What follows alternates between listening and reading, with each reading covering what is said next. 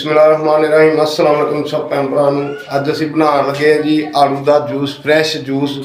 तो किस तरह मज़ेदार बनना, किस चीज़ नाल मज़ेदार बनता है, तो बना के तुहानूं दस्सने, पूरी रेसिपी देखना, तुहानूं मज़ा आएगा। आओ तुहानूं दस्सने किस तरह बनता है। वो जी असीं ये 5 आड़ू लए ने, फ्रैश आड़ू। इन्हों किस तरह कटिंग करना तुहानूं दसदे, उस तरीके नाल कट के कुछ इनू छिल लेंदे ने, कुछ छिलन तो बगैर बनाते। असीं इनू छिलांगे नहीं और इस तरीके नाल असीं इनू कटांगे। ठीक है, इस तरीके नाल असीं इनू कट करांगे। ठीक है, देखो तुसीं इस तरीके नाल कट लेने। ठीक है, ऐ मैं छिले नहीं गए, छिलका ना लीए।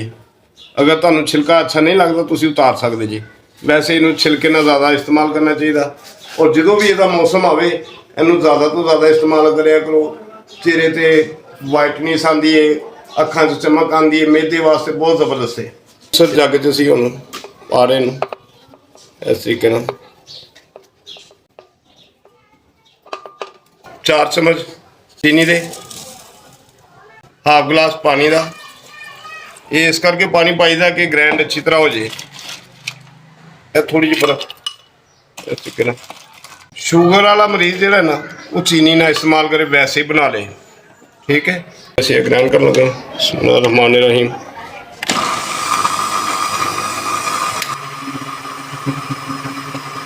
माशाल्लाह जूस साडा तैयार हो गया है। असीं इहनूं हुण किहड़ी चीज़ नाल मज़ेदार बनाना है वो तुहानूं पा के दिखाने आ, ते तुसीं भी इस्तेमाल करिओ उस तरह, बहुत मज़ेदार बनेगा। जूस साडा रेडी है, देख सकते। देखो सुबहान अल्लाह, माशाल्लाह। देखो अच्छा, इत्थे आके कुछ पानी का इस्तेमाल करते हैं, तो असीं पानी का इस्तेमाल नहीं करांगे, असीं बोतल पा लांगे। तुसीं हरी बोतल पाओ, फांटा दी पाओ। ठीक है, थोड़ी जी बर्फ होर पावांगे ताकि और ज़्यादा ठंडा हो जाए। जूस कोई भी है जिन्नी देर ठंडा नहीं होएगा तुहानूं मज़ा नहीं आएगा। ठीक है जी, इस तरीके नाल। जी मेरे को फांटा ही बोतल है, मैनू पसंद करना फांटा ही बोतल। तुसीं वाइट बोतल पा सकते जी। ठीक है, इस तरीके नाल। माशाल्लाह देखो ऐसा खूबसूरत कलर बने और बहुत ही ज़बरदस्त है। ये बहुत ही फायदे ने। इस तरीके नाल तुसीं हल करो। सुभान अल्लाह, माशाल्लाह। देखो हुण असीं इहदी गार्निश वास्ते 2 छोटे पीस आलू दे लगावांगे। ठीक है जी, इस तरीके नाल खूबसूरती वास्ते। देखो माशाल्लाह, माशाल्लाह आड़ू का जूस बिल्कुल तैयार है। इस तरीके का तुसीं बनाना। हरी बोतल का इस्तेमाल करना वो कर लो, फांटा का करना। अगर बोतल नहीं भी पाना चाहते तुसीं इहनूं पानी च भी बना सकते जी। जिस तरह मैं अद्धा गिलास पाया तुसीं 1 गिलास पानी पा लेना।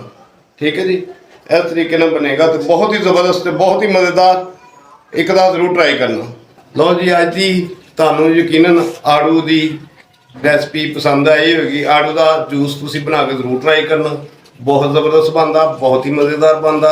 इनू एक दफ़ा जरूर ट्राई करना और इनू ज़्यादा तो ज़्यादा इस्तेमाल करो। यह आड़ू का मौसम है तो आम बाजार च आया, इनू लिया के इस्तेमाल करना, तुहानूं बहुत ही मज़ा आएगा। साडी वीडियो तुहानूं अगर अच्छी लगती है इनू लाइक करो, शेयर करो, कमेंट करो, बैल भी दबाओ तो सबसक्राइब भी करा करो, तो वीडियो पूरी देखा करो। आने वाली नवी वीडियो तक अल्लाह हाफिज़।